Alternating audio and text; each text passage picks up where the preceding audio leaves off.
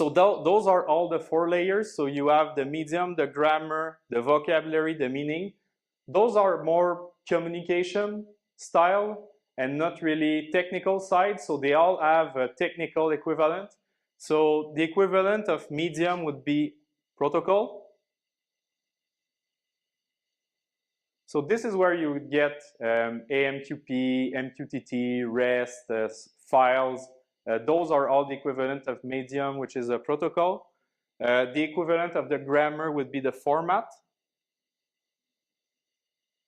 This format may be JSON, XML, CSV, could be a lot of things, although recently it's standardized to more and more to JSON, but we see a lot of standard, even custom one on the field. The next one is vocabulary. So this is the information model.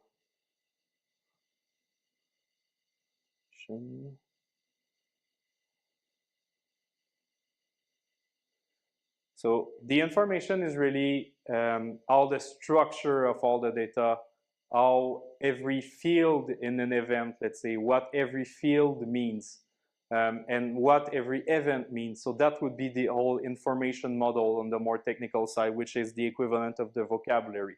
The equivalent of meaning on a more technical level is called semantics.